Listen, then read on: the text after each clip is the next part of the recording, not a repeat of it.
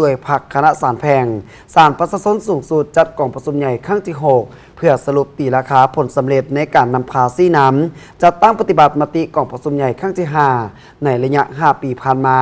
แต่ปี 2020 หาปี 2025 กองประชุมได้จัดขึ้นในมื้อวันที่ 29 เมษายน ปี 2025 โดยการเป็นประธานของสหายแสงสุวรรณจันทรุณวงศ์เลขาหน่วยภาคคณะศาลแพงศาลประชาชนสูงสุดเข้าร่วมโดยศาสตราจารย์ปริญญาเอกนางเวียงทองศรีพันดรประธานศาลประชาชนสูงสุดมีบรรดาสหายคณะประจำภาคกรรมการภาคและเลขาหน่วยภาคพนักงานบำนาญและสมาชิกภาคคณะศาลแพงเข้าร่วมสหายแสงสุวรรณจันทรุณวงศ์ได้สรุปตีราคาผลสำเร็จในการนำพาซี่นำจัดตั้งปฏิบัติมติกองประชุมใหญ่ครั้งที่ 5 ของหน่วยภาคคณะศาลแพงในระยะ 5 ปีผ่านมาแต่ปี 2020 หาปี 2025 ได้เอาใจใส่ศึกษาอบรมทางด้านการเมืองแนวเขตให้แก่สมาชิกภาคพนักงานภายในหน่วยภาคคณะศาลแพงอย่างเป็นปกติและต่อเนื่องโดยได้ถือเอาเวียกงานดังกล่าวสอดห้อยเข้าในทุกโครงเขตเวียกงานนำสมาชิกภาคพนักงานค้นคว้าเสริมซึมแนวทางนโยบายของภาคคำสั่งคำแนะนำมติกองประชุมใหญ่ครั้งที่ 11 ของภาคมติกองประชุมใหญ่ครั้งที่ 4 ขององค์คณะภาคศาลประชาชนสูงสุดและมติกองประชุมใหญ่ครั้งที่ 5 ของหน่วยภาคตนได้เอาใจใส่นำพาซี่นำในการปรับปรุงแบบแผนวิธีเฮ็ดเวียกบ่เฉพาะแบบแผนในการดำเนินคดีด้วยหลายรูปแบบหลายวิธีอย่างต่อเนื่องเรียนติดโดยแต่ละเดือนแมนได้มีการติดตามสุกยูกวดกาสรุปตีราคาและทอดถอนบทเรียนในการจัดตั้งปฏิบัติเพื่อซอกหาสาเหตุที่พาให้มีจุดดีจุดอ่อนและข้อของค้าง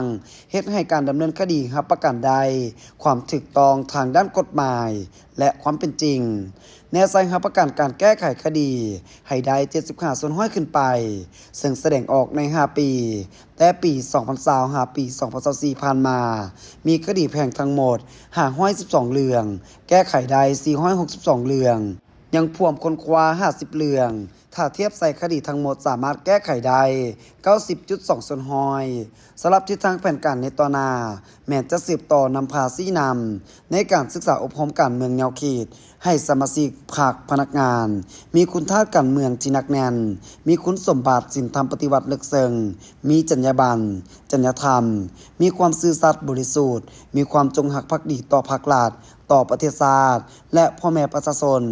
มีแนวคิดอุ่นเอียงทุนเทียงและเสื่อมั่นต่อการนำพาของภาคแนวใส่สั่งหน่วยภาคให้เป็นหน่วยภาคปลอดภัยเข้มแข็งและหนักแน่นสืบต่อนำพาซี่นำในการปรับปรุงแบบแผนวิธีเฮ็ดเวียกโดยเฉพาะแบบแผนในการดำเนินคดี